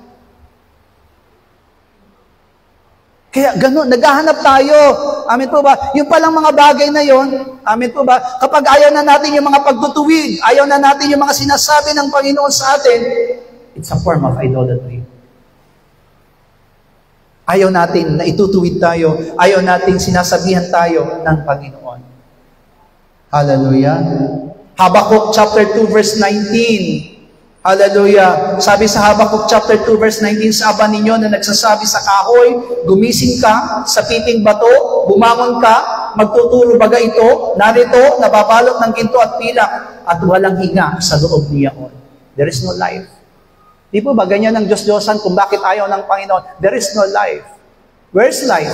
Only in the Word of God. Only in Christ. Only in Jesus. Kaya kapag umalis tayo sa katotohanan, wala na po tayong buhay na masusumpungan. Same. It's like an idol. Bakit tayo nananatili kay Kristo? Bakit tayo nananatili sa salita ng Diyos? Because life is in the Word. The Word I've spoken to you is Spirit and life. Hallelujah. Kaya we need to overcome. Kailangan talaga nating maalis. Amen po ba? Para tayong mga Israelita ngayon na naglalakbay. Amen po ba? At sa paglalakbay natin, nasusubukan tayo. Mananatili ba tayo? Hindi. Kaya tingnan niyo po yung mga salita. Amen po ba? Ano nangyari sa kanila? Lahat na nakiapid, lahat ng mga sumamba sa Diyos-Diyosan, they were attacked by God and they were killed. Namatay po sila. Nawala. I'm not saying that God will kill you. Pero kapag hindi tayo nanatili sa salita ng Diyos, maybe time will come, we will really live our faith. Maaring iwanan natin yung ating mga pananampalataya, yung lahat ng mga paglilingkod ng bawat sa atin. That's why we became like these people who trust with their idols. Ganito po tayo, ganito ang nangyayari sa atin. Diba, anong sabi po sa Isaiah 44, verse 9 hanggang verse 19, di po ba? Kapag babasahin natin dyan, sabi niya, yung kapirasong kahoy na sinibak, amen po ba? Na yung kapirasong kahoy na sinibak, yung kapiraso ay huhugisan, yung kapiraso ay magiging panggatong. Pero pareho lang na pinagmula ng kahoy, pero dumating ang pagkakataon na ito ay naging Diyos-Diyosan. And God hate idolatry. Kaya ayaw ng Panginoon ng idolatry. We need only to rely on Him. Siya lamang yung dapat nating paglingkuran. Siya lamang yung dapat nating papurihan. Ever wonder why they created idols to begin with? Sa tingin nyo, bakit nga ba nagkakaroon ng idols ang isang tao? Bakit nga ba nagkakaroon ng tinatawag na Diyos-Diyosan o dapat mga pinipili nilang panaligan? Very simple. Ayaw nila po yung mga bagay na sinasabi sa kanila ng Diyos. Ayaw na nila yung katotohanan. They wanted to think that they were religious without obeying God. Kaya tignan niyo po, maraming, diba, ang mga Pariseo, the scribes and Pharisees, kaya sinabi sila ng Panginoon na, you hypocrites. Why? Because in their mind, they're thinking they are serving God. Sila yung naglilingkod sa Diyos. Pero nang dumating ang katotohanan, dumating si Kristo sa kanilang mga buhay, they cannot accept Jesus Christ. Wala silang Diyos-Diyosan. Pero anong Diyos-Diyosan ng mga Pariseo? Their own self. At alam niyo, minsan, ang Diyos-Diyosan din natin sa sarili sa buhay po natin, yung sarili natin. Amen. Kaya hindi tayo nakikinig sa mga payo, hindi tayo nakikinig doon sa mga nangangaral. Ang pinakikinggan natin yung sarili natin. Why? Because you consider yourself as God. As gods, I mean. Diyos-Diyosan. Kaya di ba, yung mga taong ito, they created someone who cannot speak. O nga naman, di ba, kapag ang sinasamba mo, Diyos-Diyosan, hindi siya nagsasalita. Siya nagsasalita, yung gumawa sa kanya. Amen? Kasi may tenga siya, pero hindi siya nakakarinig. Kaya nga hindi siya makakalakad kung anong ginagawa. They are trying to drive their gods. Sila yung nagdadala kung saan gusto ng gods. Alam niyo po ba na, di ba, marami, lalo na dito sa Pilipinas, isinasayaw yung mga Diyos-Diyosan, di po ba? Naniniwala ko na walang kinalaman yung mga kahoy na yon, and they are not the one who commanded the people to dance. Hindi po sila. Yung kahoy na hindi pwedeng mag-command. Pero sino po yung nag-utos para isayaw sila? Sila, yung mga tao mismo. Hallelujah. Kaya nga doon makikita natin, yung idols, hindi yun ang tunay na idolatry. Ang tunay na idol, yung mga tao. Kasi sila yung nasusunod. Kasi ganyan ang gusto ng tao. They cannot obey God. They want God to obey Him, to obey them. Amen? Kaya sabi dito, they could not do as they please. Amen po ba? Yung gusto po daw nila, yung mga bagay na napiplease sila. Amen po ba? Even though it is evil ways. Kahit na ito po'y masama at hindi po naglalayon sa kalooban ng Panginoon. What is the key? Why they have done this one? Bakit nila nagawa ito? Rejection of God. Ang tanging dahilan kung bakit nila nagawa ang bagay na yon, sapagkat i-reject nila ang nais ng Panginoon. Kaya sabi niya po sa Pablo, Colossians chapter 3, verse 5 at to 7, patayin nga ninyo ang inyong mga sangkap ng katawang nangasa, ibabaw ng lupa, pakikiapid, karumihan, masamang pita, masamang nasa, at kasakiman.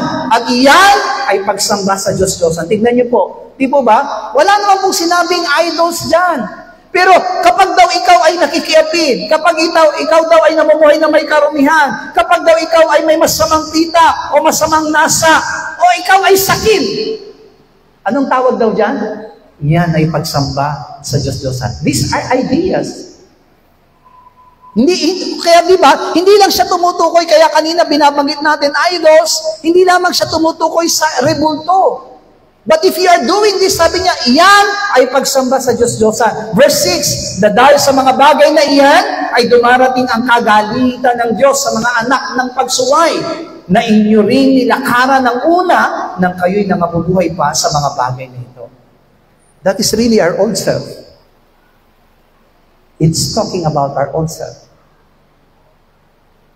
Kaya kung di natin makikita, okay, amen, ito yung gusto natin. Tandaan po natin na ngayon tayo na kay Kristo, it is not I who lives, but it is Christ who lives in me. Because I have died in Christ. I have died together with Christ on the cross. Hallelujah. Sabi nga po natin, ako'y namatay na nakasama ni Kristo sa krus. It is not only word, but this should be our faith. Patay na tayo, at wala na tayong magagawa, kundi si Kristo dapat ang nabubuhay sa atin. Amen? Eh, tignan niyo po, di ba? Yung mga kapatiran, 19 years na, pero hindi pa rin nila nakakalimutan yung nangyari.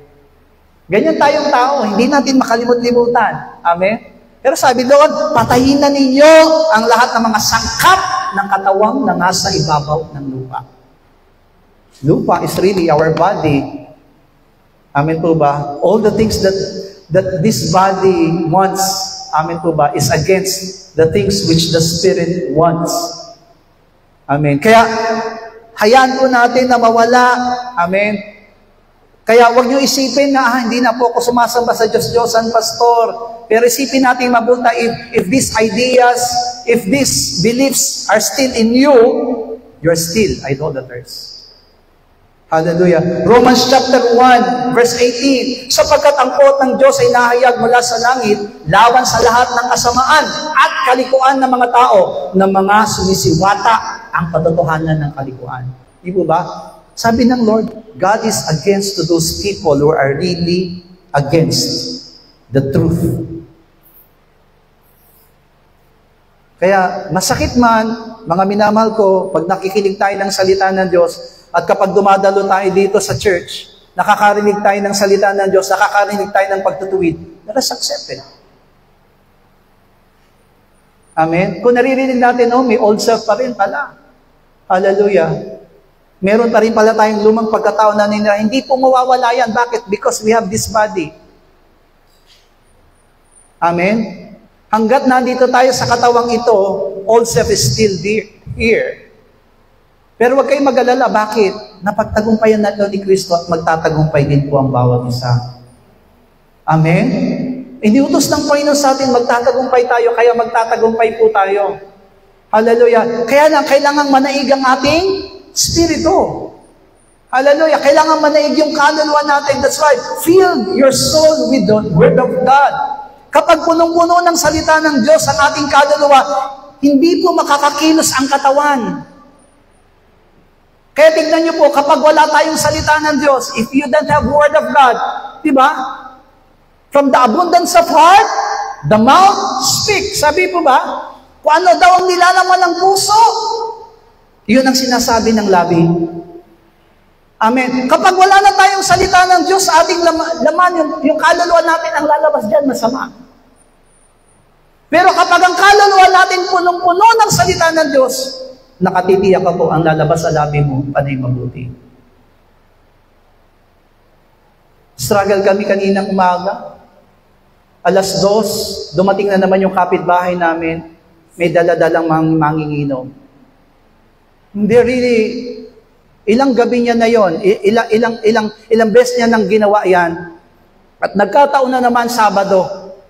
At kanina, 2:00 na madaling araw, and hindi lang sila basta-basta umiinom nagdadaldalan sila, ang lalakas ng boses nila, and yung mismong pinag-iinuman nila katapat ng kwarto namin. Alam niyo naman, di ba? Hindi naman kami solo yung ano namin, yung lupa namin, meron kaming kapitbahay. Amen po ba? Kaya kanina umaga sabi ko, magagalit ba ako? Lalabas ba ako? Ang sabi ng lumang pagkatao ko, lumabas ka, sabi mo, ang ingay-ingay ninyo, may natutulog pa.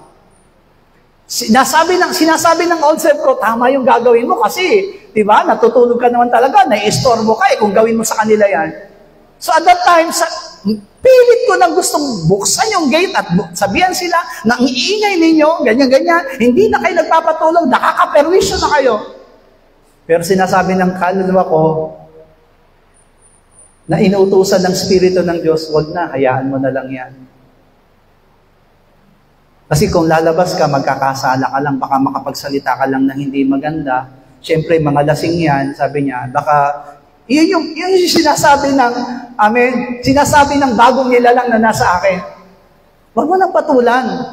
Kasi kung papatulan mo rin lang yan, that's why, hindi ko na lang namalayan yung oras, 4:00 na pala. Sometimes, it happens. Amen po ba? Yan yung nangyayari sa buhay ng bawat sa atin. That's why, believe, mga minamahal na kapatiran, maniwala kayo may old self tayo.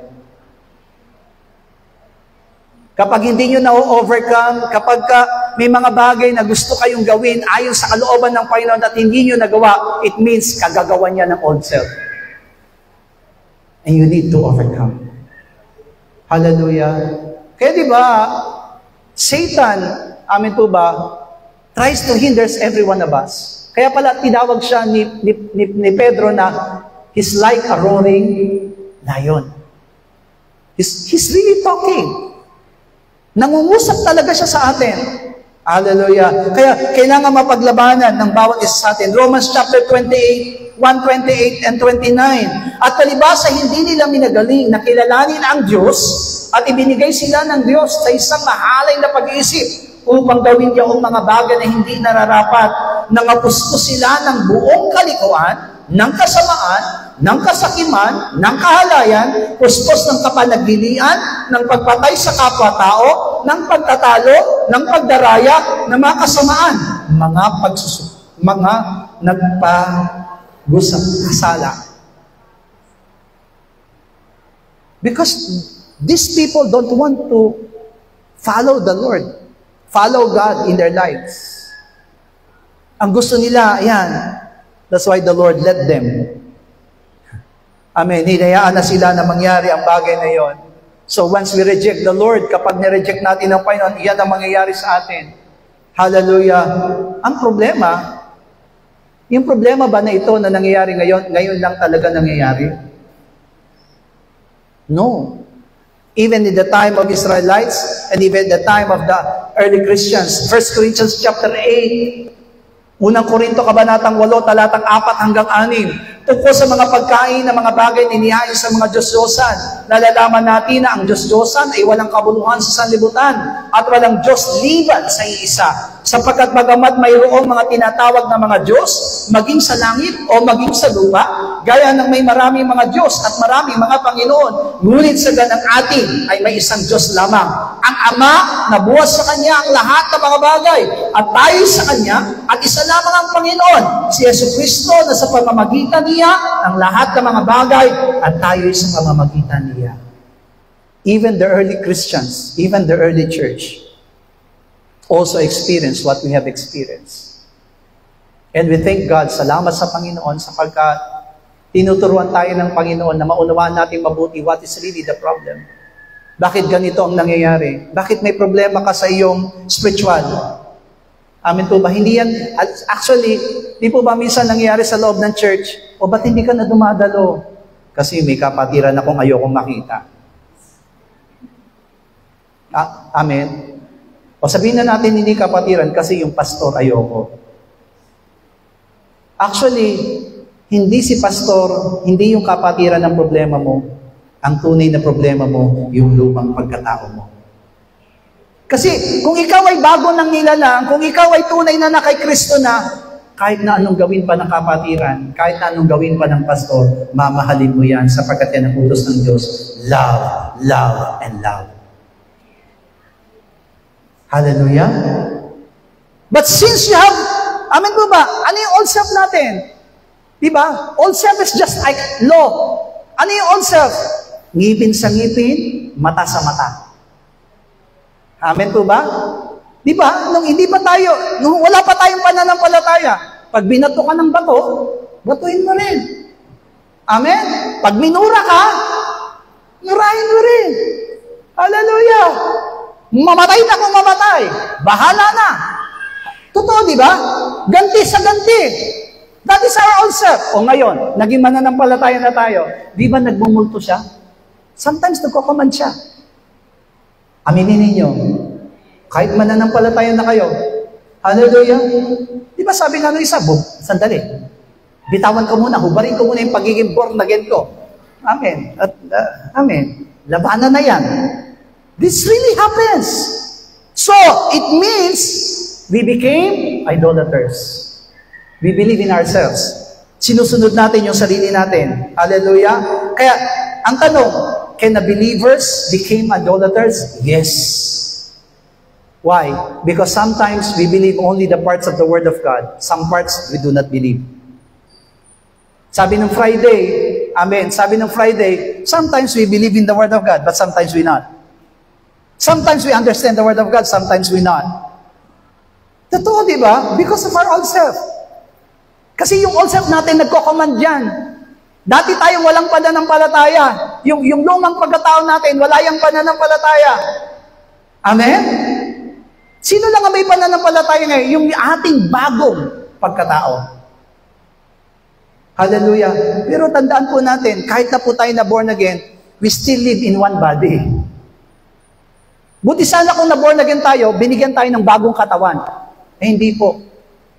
Yung nasa natin nandito pa rin. The same body.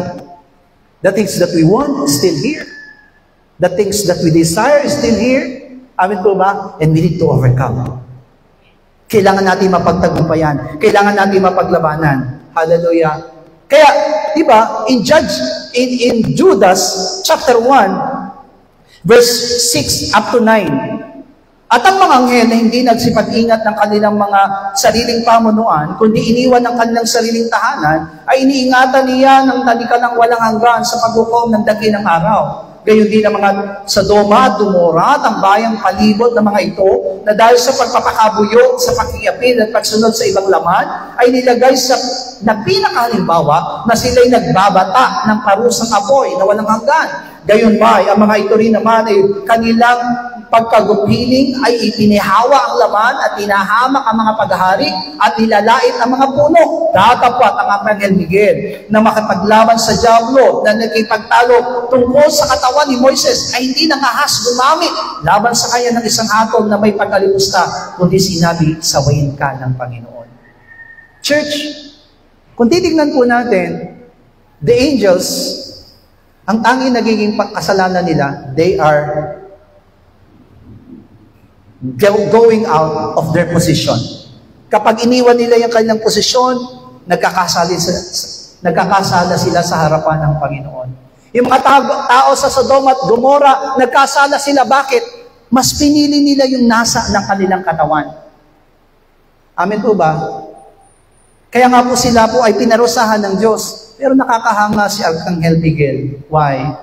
Because even though he can fight against the devil, he can really, amen po ba, overcome the devil because he has the power. Binigay siya ng kapangyarihan ng Diyos. Pero alam niyo po ba na nilabanan niya ang Diablo not out of his own strength, but out of God's strength and God's power.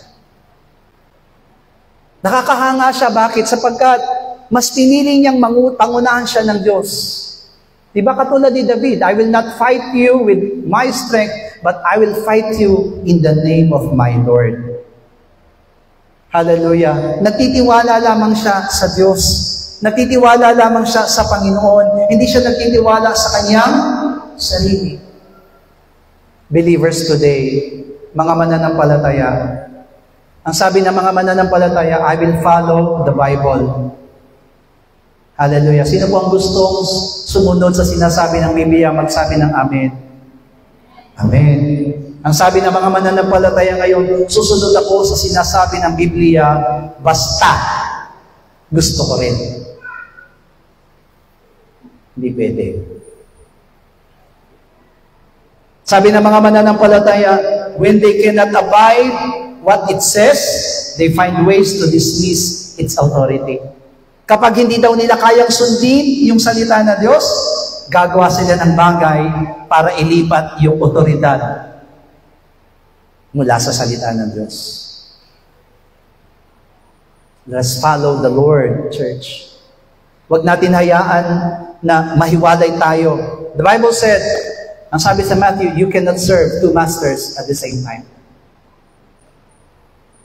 Kung magkakaroon ka ng dalawang Panginoon, maaring ibigin mong isa at itatakwil mo ang isa. Pero kailangan isa lang ang Panginoon natin. Ang sabi ni Pablo, meron lamang tayong isang Diyos at Ama at meron tayong isang Panginoon at iyon ay ang ating Panginoong Jesucristo. So do not make your own idols. It is a spiritual suicide. Patuloy na tayo manghihina at manlulupaypay. At ang sabi ng Panginoon, if you want to overcome idolatry in your life, deny yourself, take up your cross, and follow the Lord. Deny ourselves. Do not make yourself an idol. Amen po ba? Huwag mo hayaan ang sarili mo ay maging idol. O maging Diyos-Diyosan ng iyong sarili. Hallelujah. Galatians chapter 4 verse 4, binulag sila ng Diyos ng sanlibutan ito. Once na isang mananampalataya ay patuloy pa rin nakasentro ang kanyang prioridad sa sanlibutan, you are blinded by the gods of this world. Huwag natin hayaan, amen po ba? We need to be changed. Bawat sa pusa din ay kailangang mabago by overcoming our spiritual suicide of idolatry. Huwag natin papayagan. Kung halimbawa, meron kang gusto pero hindi gusto ng Panginoon, kailangang masunod yung gusto ng Panginoon. Pag ang nasunod ng sarili mo, that is a form of idolatry. Number 2, sabi dito, let us overcome by casting out the idolatry in our lives.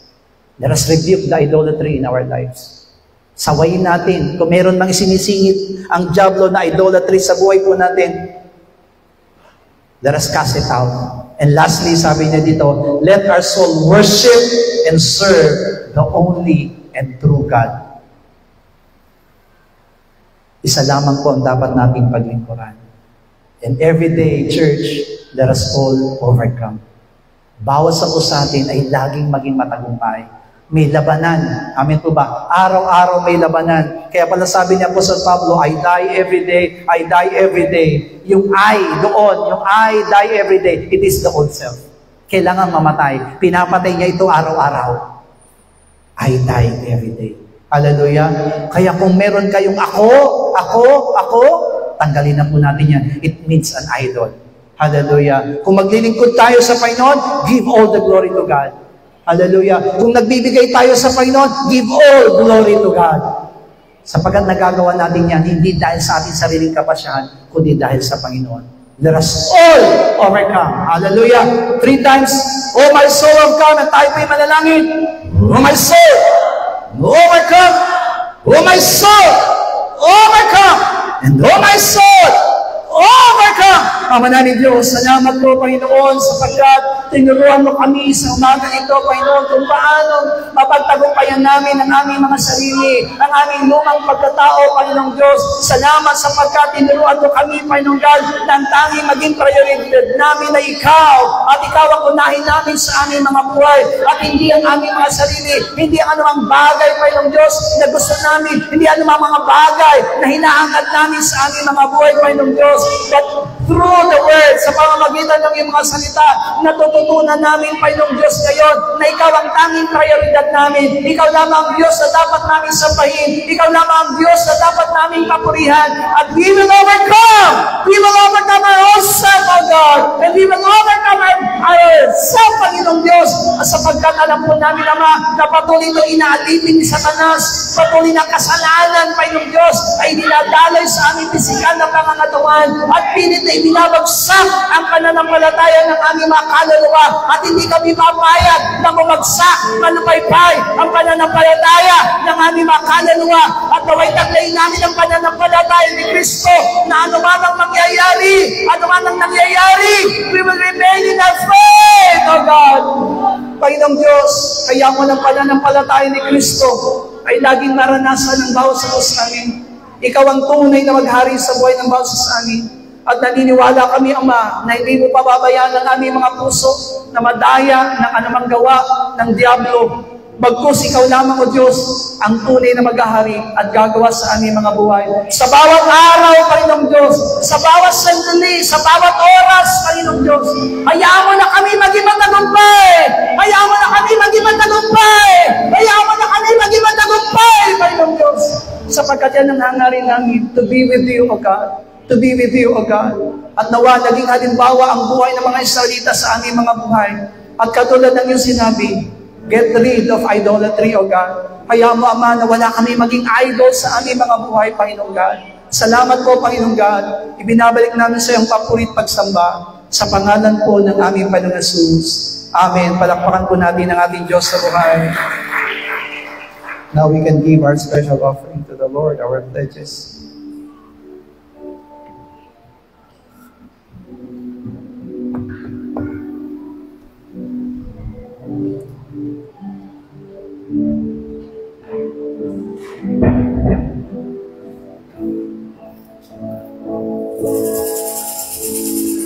We are all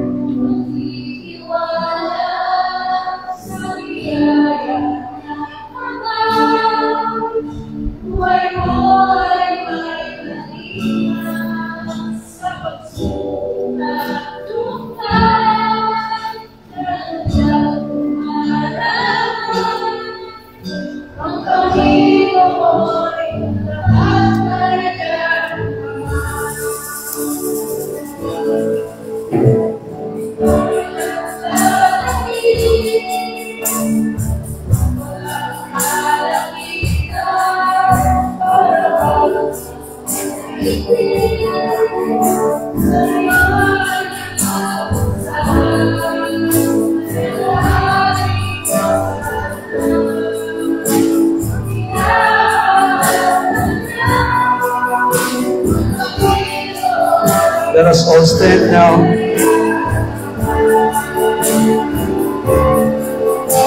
Biyaya niya't habang sa buhay ko'y sapat, hindi man karapat-dapat na ako ay iligtas.